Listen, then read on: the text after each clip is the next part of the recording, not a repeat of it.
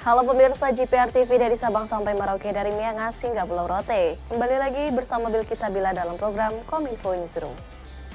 Halo pemirsa GPR TV dari Sabang sampai Merauke.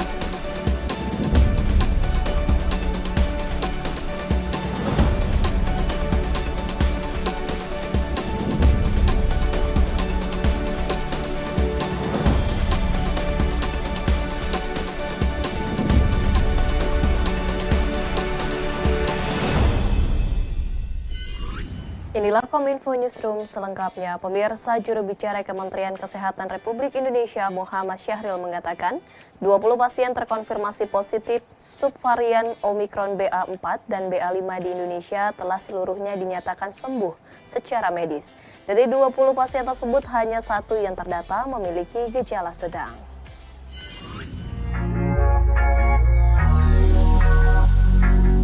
Subvarian Omikron BA4 dan BA5 telah resmi dinyatakan masuk ke Indonesia. Temuan kasus ini pertama kali ditemukan pada tanggal 6 Juni 2022.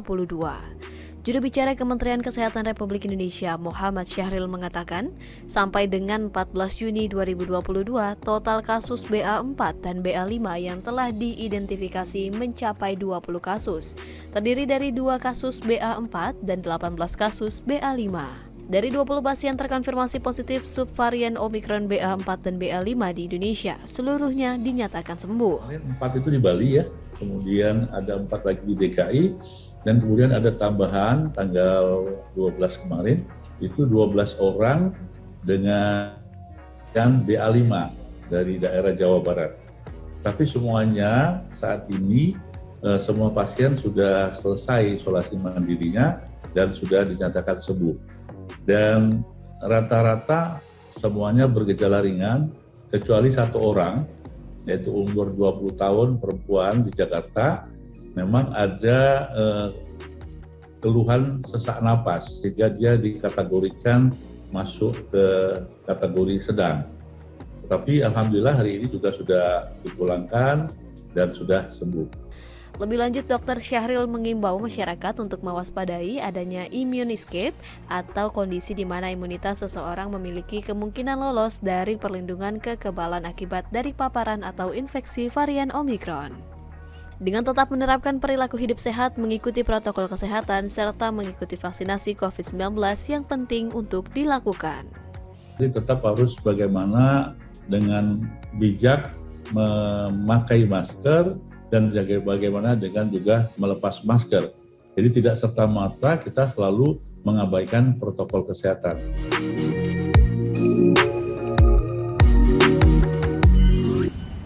Di kesempatan yang sama, juru bicara Kementerian Kesehatan Republik Indonesia Muhammad Syahril juga mendorong penguatan protokol kesehatan selama pelaksanaan pembelajaran tatap muka. Hal ini guna mencegah penyebaran COVID-19 subvarian Omikron yakni BA4 dan BA5 di klaster pendidikan.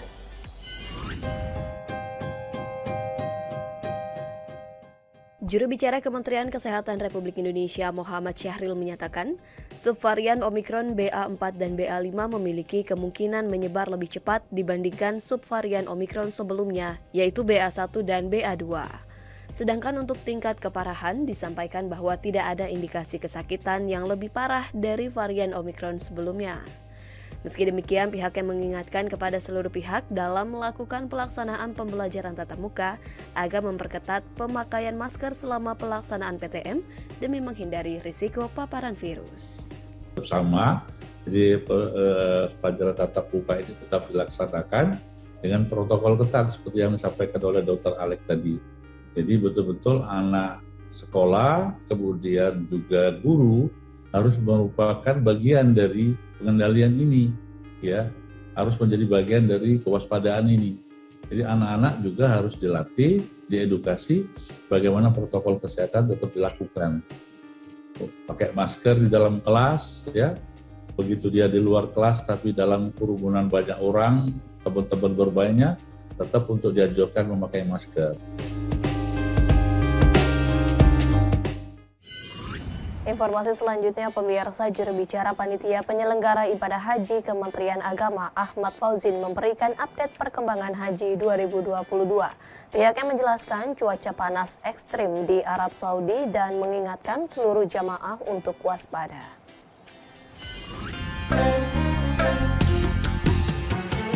Pemerintah melalui Panitia Penyelenggara Ibadah Haji Kementerian Agama melaporkan perkembangan terbaru jamaah haji Indonesia tahun 2022. Juru bicara Panitia Penyelenggara Ibadah Haji Ahmad Fauzin mengatakan, hingga Jumat ini 17 Juni 2022 sebanyak 36.797 jamaah sudah tiba di Madinah.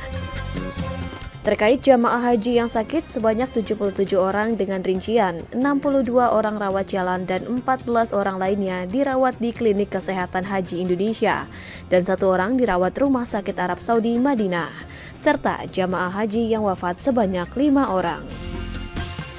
Fauzin juga menjelaskan kondisi di Arab Saudi saat ini memang mengalami musim panas dengan suhu rata-rata 40 hingga 44 derajat Celcius. Bahkan suhu tersebut bisa lebih tinggi dari yang diperkirakan. Untuk itu seluruh jamaah haji diimbau agar selalu waspada dalam menghadapi cuaca ekstrim demi menjaga keselamatan selama ibadah haji. Kami selalu menghimbau kepada jemaah haji Indonesia membatasi aktivitas di luar ruangan. Jangan menunggu haus untuk minum. Sekali lagi, jangan menunggu haus untuk minum. Menjaga kesehatan dengan makan tepat waktu serta istirahat yang cukup. Selain itu kami perlu sampaikan agar jemaah tetap selalu memakai masker ketika berkumpul di ruangan, terutama ketika di masjid, baik di Masjid Nabawi maupun Masjidil Haram. Juru bicara pemerintah untuk presidensi G20 Indonesia Maudy Ayunda menyampaikan peran penting generasi muda untuk menyelamatkan bumi. Melalui gelaran forum Youth 20 dalam rangkaian presidensi G20 2022, Indonesia menegaskan untuk komitmennya merangkul generasi muda untuk ikut menjaga kelestarian bumi. Youth 20 merupakan wadah konsultasi resmi bagi para pemuda dari seluruh negara anggota G20 untuk dapat saling berdialog. Selain mampu mendorong pemuda sebagai pemimpin masa depan, Y20 juga sebagai ajang untuk meningkatkan kesadaran terhadap permasalahan global, bertukar pikiran, berargumen, bernegosiasi, hingga mencapai konsensus. Tim juru bicara presidensi G20 Maudy Ayunda mengungkapkan, sebagai generasi muda Indonesia, kita perlu berkontribusi secara aktif dalam mewariskan kondisi bumi yang lebih baik kepada generasi berikutnya dengan menjadikan planet bumi sebagai tempat yang semakin layak huni dan berkelanjutan di masa mendatang. Salah satu aksi nyata yang dilakukan oleh Indonesia yakni dengan menargetkan pembangunan 30 pusat persemaian dalam rentang waktu 3 tahun, serta Indonesia juga akan melakukan rehabilitasi 600.000 lahan mangrove pada 2024 dan netralitas karbon pada 2060. Sebagai generasi muda yang akan mewarisi bumi, kita memiliki peran yang sangat besar, khususnya dalam behavioral change atau perubahan perilaku untuk menuju gaya hidup yang tidak melebihi batas kemampuan atau kapasitas bumi kita. Bagaimana? Kita harus berperan aktif, berkontribusi, serta berkolaborasi menjaga kelestarian dan keberlanjutan bumi kita. Ada beberapa usaha yang sudah dijalankan. Presiden Joko Widodo telah menargetkan 30 pusat persemaian rumpin dalam 3 tahun ke depan dan menargetkan 600.000 lahan mangrove pada 2024 dan menargetkan net zero atau netralitas karbon di tahun 2060.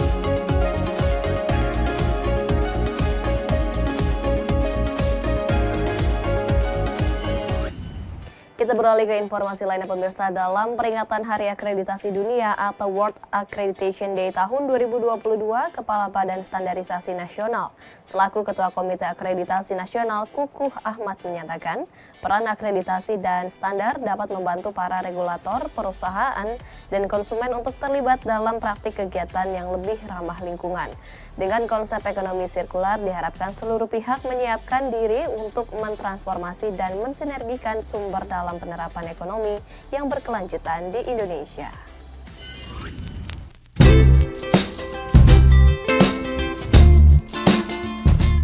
Bagi Badan Standarisasi Nasional, akreditasi dan standar dapat membantu para regulator, perusahaan, dan konsumen untuk mempersyaratkan dan terlibat dalam praktik kegiatan yang lebih ramah lingkungan sehingga mendukung ekonomi dan lingkungan berkelanjutan. Untuk mengurangi dampak kegiatan ekonomi terhadap lingkungan dan mendukung pertumbuhan ekonomi jangka panjang, negara-negara di seluruh dunia melakukan transformasi ekonomi ke arah yang lebih hijau, di antaranya dengan menerapkan konsep ekonomi sirkular.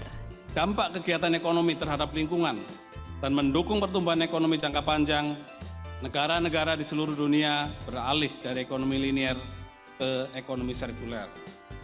Ekonomi sirkular adalah model ekonomi di mana produksi dan konsumsi tidak membahayakan lingkungan karena berfokus pada perbaikan, penggunaan kembali, pembuatan ulang dan daur ulang sehingga mengurangi produksi limbah dan penggunaan sumber daya.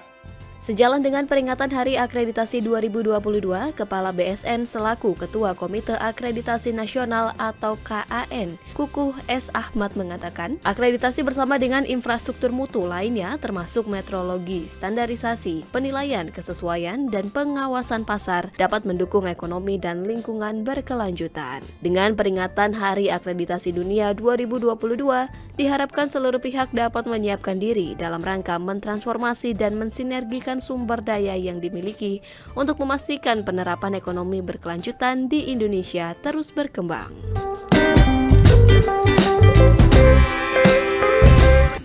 Pemirsa, usai jeda kami akan kembali dengan beragam informasi lainnya. Tetaplah bersama kami dalam Kominfo Newsroom.